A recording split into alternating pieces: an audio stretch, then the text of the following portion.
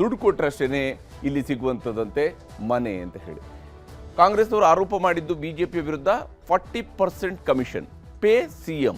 ಇವು ಕ್ಯಾಂಪೇನ್ 2023 ವಿಧಾನಸಭಾ ಚುನಾವಣೆಯಲ್ಲಿ ಕರ್ನಾಟಕದ ಜನ ಮರ್ತಿಲ್ಲ. ಆದರೆ ಈಗ ಕಾಂಗ್ರೆಸ್ನ ಶಾಸಕರೇ ಹೇಳ್ತಾ ಇದ್ದಾರೆ ಇವರು ದುಡ್ಡು ಕೊಟ್ಟರಷ್ಟೇ ಮನೆ ಕೊಡ್ತಾರೆ ಅನ್ನುವಂಥದ್ದನ್ನು ಪಟ್ಟಿ ಮಾಡಿ ಹೇಳ್ತಾ ಇದ್ದಾರೆ. ಅರವೇನೋ ವರದಿ ನಿಮ್ಗೆ ತೋರಿಸಿ. ಆರ್ ಪಾಟೀಲ್ ಹೇಳುವಂಥದ್ದು 100% ಸತ್ಯ. ಎಲ್ಲ ರೀತಿಯಲ್ಲೂ ಪರ್ಸೆಂಟೇಜ್ ಎಲ್ಲ ಇಲಾಖೆ ನಡೆದಿದೆ. ಕೇಂದ್ರದ ಹೈಕಮಾಂಡ್ಗೆ ಒಂದು ATM ಆಗಿ ಪರಿವರ್ತನೆ ಮಾಡಬೇಕು ಕರ್ನಾಟಕವನ್ನ. ಮೂಗು ಖೋಲೆ ತೋ ಸರ್ಕಾರ ಹಿಲೇಗ. ಅವರೊಬ್ಬರು ಕಾಂಗ್ರೆಸ್ ಕಟ್ಟಾಳು, ಹಿರಿತನದ ಮುತ್ಸದಿ, ಕಲ್ಯಾಣ ಕರ್ನಾಟಕದಲ್ಲಿ ಕಾಂಗ್ರೆಸ್ಗೆ ಬಲ ತುಂಬಿದ ನಾಯಕ. ಅಂಥ ನಾಯಕನೇ ಪದೇ ಪದೇ ಮಾಡುವ ಎಡವಟ್ಟುಗಳೇ ಪಕ್ಷಕ್ಕೆ ನಾಯಕರಿಗೆ ಮುಜುಗರ ಮಾಡ್ತಿರತ್ತೆ. ಕಾರಣಗಳು ಹಲವಾರು, ಆದರೆ ಪರಿಣಾಮ ಪಕ್ಷದ ಮೇಲಂತೂ ಇದ್ದೇ ಇರತ್ತೆ. ಅವರೇ ಕಲಬುರಗಿ ಜಿಲ್ಲೆ ಆಳಂದ ಶಾಸಕ BR ಪಾಟೀಲ್. ಸಮಸ್ಯೆಗಳಿದ್ದಾವೆ. ನಾನು ಸಮಸ್ಯೆಗಳು ಇಲ್ದೇನೆ ಸುಮ್ಮನೆ ಹುಚ್ಚನಂಗೆ ರಾಜೀನಾಮೆ ಕೊಡಿಲ್ಲ. ಉತ್ತರ ಕರ್ನಾಟಕದಲ್ಲಿ ಕೂಡ ಅಷ್ಟು ಸಮಸ್ಯೆಗಳಿದ್ದಾವೆ. ಬೇರೆಗೌಡರ ಬಗ್ಗೆ ಏನು ಕಾಂಟ್ರಾಕ್ಟರ್ ತಾವು ಮುಂದುವರಿಸಿದ್ರೆ ಇನ್ನೂ ಕೂಡ ಮಾಡಲ್ಲ. ಅವನು ದಯಮಾಡಿ ರದ್ದುಪಡಿಸಿ ಬೇರೆಯವರು ಕೊಡಿ. ಪಕ್ಷ ಅಧಿಕಾರಕ್ಕೆ ಬಂದಾಗಲೆಲ್ಲ ನನಗೆ ಅನ್ಯಾಯ ಅಂತ ಬಹಿರಂಗ ಅಸಮಾಧಾನ ಹೊರಹಾಕ್ತಾರೆ. ಇದೀಗ ಅಂಥದ್ದೇ ಅತಿ ದೊಡ್ಡ ಬಾಂಬ್ ಹಾಕಿದ್ದಾರೆ. ವಸತಿ ಇಲಾಖೆಯ ಅಕ್ರಮ ಭ್ರಷ್ಟಾಚಾರ ಬಿಚ್ಚಿಟ್ಟಿದ್ದಾರೆ BR ಪಾಟೀಲ್. ವಸತಿ ಇಲಾಖೆಯಲ್ಲಿ ದುಡ್ಡು ಕೊಟ್ಟವರಿಗಷ್ಟೇ ಮನೆಗಳ ಹಂಚಿಕೆ ಎಂಬ ಆಡಿಯೋ ಇದೀಗ ವೈರಲ್ ಆಗಿದೆ. ವಸತಿ ಸಚಿವರ ಆಪ್ತ ಕಾರ್ಯದರ್ಶಿ ಸರ್ಫರಾಜ್ ಖಾನ್ ಜೊತೆ ಮಾತಾಡಿರುವ ಆಡಿಯೋ ಇದೀಗ ವೈರಲ್ ಆಗಿದೆ. जी सर्फराज, हाँ साहब आप गलत मत समझो. ताज्जुब की बात है. हाँ। राजीव गांधी हाउसिंग कारपोरेशन में जो लोग जाके पैसा देते हैं उनको घर मिला है. ये हो रहा है क्या? धंधा हो रहा है क्या? ऐसा है तो साहब, आप ऐसा है तो दीजिए. मैं लास्ट टाइम आपको बताया. Action will take action sir immediately. मैं अपने सरकार को ऊपर मैं इल्जाम कैसे लगाता हूँ? मैं जो तजुर्बा आया है, जो पैसा दिए उसको घर मिला है. नहीं सर, ऐसा हो ही नहीं सकता सर, क्योंकि घर ही नहीं है तो देंगे कहाँ से सर? अब कितने घर दिए हम? सर हम लोगों को लास्ट ईयर में जो सर कुछ 10 या 12 हजार घर जब लास्ट टाइम दिए थे सर, जो MLA से मिनिस्टर साहब ने जो रिक्वेस्ट किया, this was 2 years back when the new government came into power sir. Now we have asked for about 43,000 houses जो लैप्स हो गए, हमको वापस दो, बल्कि हम लोग पूछे हैं सर. मेरा सुनिए, किसी को बोला नहीं. जो मेरा लेटर भेजा था वो नहीं हुआ. वही लेटर ग्राम पंचायत के चेयरमैन मेरे पास से लेके गए, वो पैसा दे के लेके आए घर मकान. अब हमारी इज्जत क्या रहेगा सर? वो दीजिए सर, कौन सा है? मैं किसी को नहीं बोला, but I will take action sir, let me know sir. ಹೀಗೆ ಸರ್ಕಾರದ ಮೇಲೆ ಭ್ರಷ್ಟಾಚಾರದ ಆರೋಪ ಮಾಡುತ್ತಲೇ ನನ್ನ ಮಾತುಗಳಿಂದ ಸರ್ಕಾರವೇ ಬಿದ್ದು ಹೋಗುತ್ತೆ ನೋಡ್ತೀರಿ ಎಂದು ಹೇಳ್ತಾರೆ BR ಪಾಟೀಲ್. टोटल जो है 950 houses.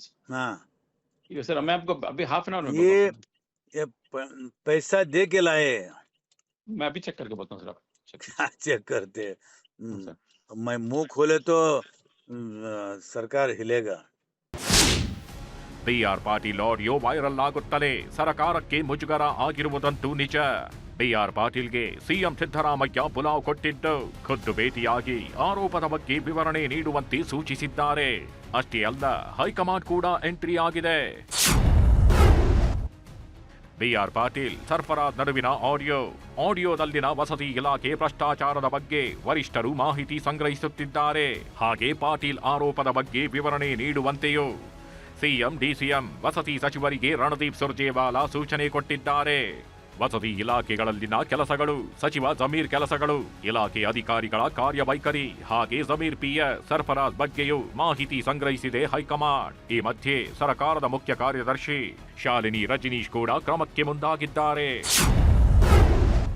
ಜಮೀರ್ ಅಹಮದ್ ಆಪ್ತ ಕಾರ್ಯದರ್ಶಿ ಸರ್ಫರಾಜ್ ಮೇಲೆ ಸರ್ಕಾರದ ಮುಖ್ಯ ಕಾರ್ಯದರ್ಶಿ ಶಾಲಿನಿ ರಜನೀಶ್ ಗರಂ ಆಗಿದ್ದಾರೆ.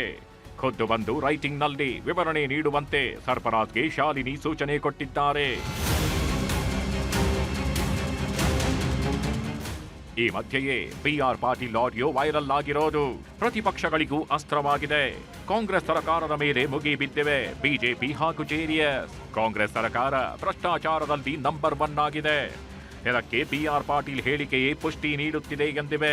ಅಷ್ಟೇ ಅಲ್ಲ, ತಾವು ಮಾಡಿರುವ ಆರೋಪ ಸಂಬಂಧ ಲೋಕಾಯುಕ್ತಕ್ಕೆ ಬಿಆರ್ ಪಾಟೀಲ್ ದೂರು ಕೊಡಬೇಕು. ಸರ್ಕಾರ ಇದನ್ನು ಗಂಭೀರವಾಗಿ ಪರಿಗಣಿಸಿ ನ್ಯಾಯಾಂಗ ತನಿಖೆ ನಡೆಸಬೇಕೆಂದು ಪ್ರತಿಪಕ್ಷಗಳು ಆಗ್ರಹಿಸಿವೆ. BR ಪಾಟೀಲ್ ಹೇಳಿರುವಂಥದ್ದು 100% ಸತ್ಯ. ನಾನು ಅದನ್ನೇ ಈಗ ನಿಮ್ಗೆ ಹೇಳಿದ್ದು, ಹಣ ಕೊಡದೆ ದುಡ್ಡು ಕೊಡದೆ ಯಾವುದೇ ಕೆಲಸ ಆಗೋದಿಲ್ಲ ಅನ್ನುವಂಥದ್ದು ಸಾಬೀತಾಗಿದೆ. ಇದನ್ನಾದರೂ ಈಗಲಾದರೂ ಸರ್ಕಾರ ಒಪ್ಪಿಕೊಂಡು ತಪ್ಪನ್ನು ಸರಿಪಡಿಸ್ಕೊಂಡು ಬಡವರಿಗೆ ನ್ಯಾಯ ಒದಗಿಸುವಂಥ ಕೆಲಸ ಮಾಡಬೇಕು ಅಂತ ಒತ್ತಾಯ ಮಾಡ್ತೀವಿ. ಆಶ್ಚರ್ಯವ ನಿಮಗೆ ಅಂತ ಕೇಳ್ತೀನಿ. ನಡೀತಾ ಇದೆ, ಅದರ ನಿರಂತರವಾಗಿ ನಡೀತಾ ಇದೆ. ಪರ್ಸೆಂಟೇಜ್ಗಳು ಸೈಟ್ಗಳು ಕೊಡಬೇಕಾದ್ರೆ, ದುಡ್ಡು ಕೊಡಬೇಕಾದ್ರೆ ಎಲ್ಲ ರೀತಿಯಲ್ಲೂ ಪರ್ಸೆಂಟೇಜ್ ಎಲ್ಲ ಇಲಾಖೆಯಲ್ಲೂ ನಡೀತದೆ. ರಾಜ್ಯದಲ್ಲಿ ಕಾಂಗ್ರೆಸ್ ಪಕ್ಷ ಅಧಿಕಾರಕ್ಕೆ ಬಂದು ಅವರು ಕೇಂದ್ರದ ಹೈಕಮಾಂಡ್ಗೆ ಒಂದು ATM ಆಗಿ ಪರಿವರ್ತನೆ ಮಾಡಬೇಕು ಕರ್ನಾಟಕವನ್ನ. ಆದ್ರೆ ನೀವು ಜನಸಾಮಾನ್ಯರು ಕೇಳಿ, ಉದ್ಯಮಿಗಳನ್ನ ಕೇಳಿ, ಯಾರನ್ನೇ ಕೇಳಿ ಹೊತ್ತು ಇದು 100% ಭ್ರಷ್ಟಾಚಾರದ ಸರ್ಕಾರ ಅಂತೇಳಿ ಜನಸಾಮಾನ್ಯರು ಮಾತನಾಡ್ತಾ ಇದ್ದಾರೆ.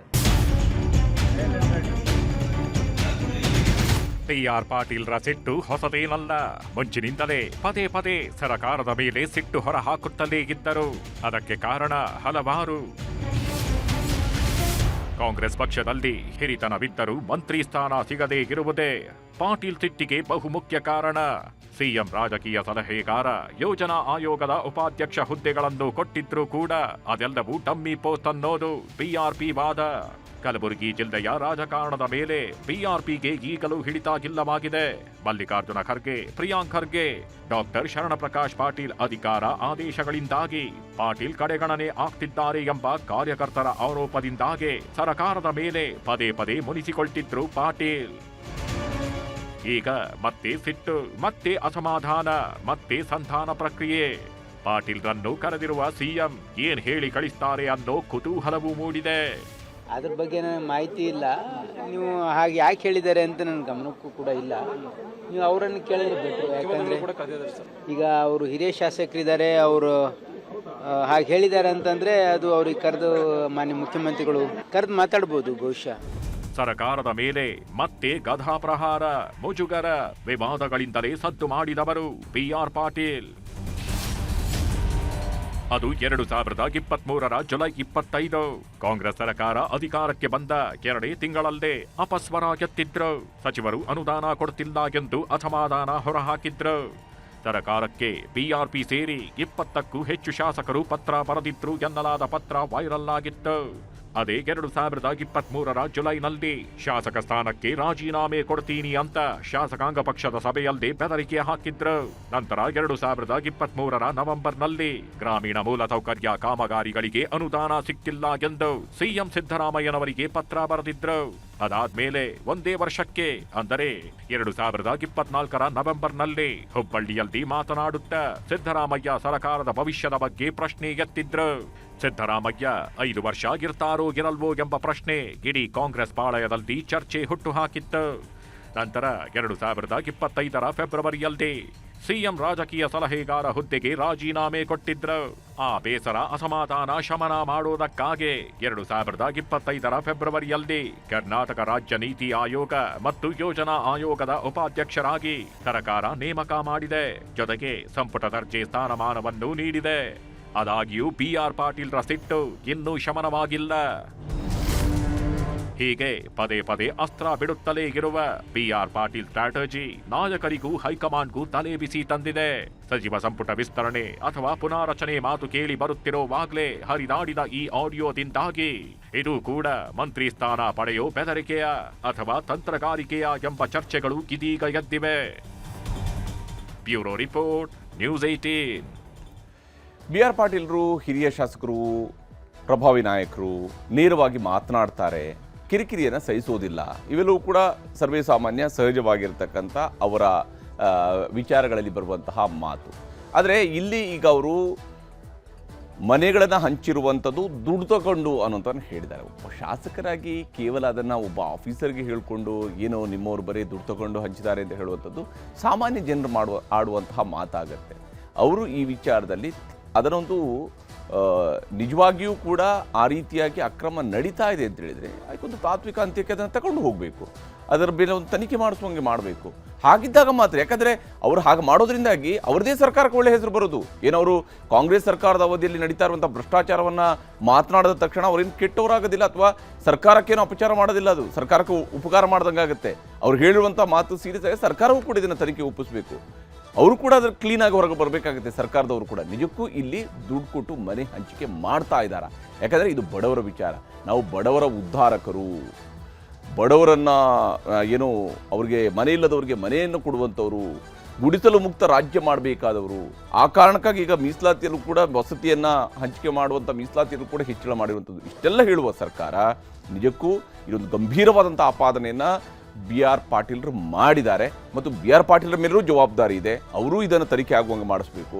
ಹಾಗೆಯೇ ಸರ್ಕಾರವೂ ಕೂಡ ಇದನ್ನು ಅತ್ಯಂತ ಗಂಭೀರವಾಗಿ ಪರಿಗಣಿಸಬೇಕಾಗಿದೆ. ಎಲ್ಲೇ ಹೋದರೆ ಸುಮ್ಮನೆ ಅವ್ರು ಹೇಳಿದರು ಮುಗೀತು, ಅದನ್ನು ರಾಜಕೀಯವಾಗಿ ಅದನ್ನು ಬಳಸ್ಕೊಂಡ್ರು ಮುಗೀತು, ಈ ರೀತಿಯಾದಂತಹ ಪರಿಸ್ಥಿತಿ ನಿರ್ಮಾಣ ಆಗಬಾರ್ದು.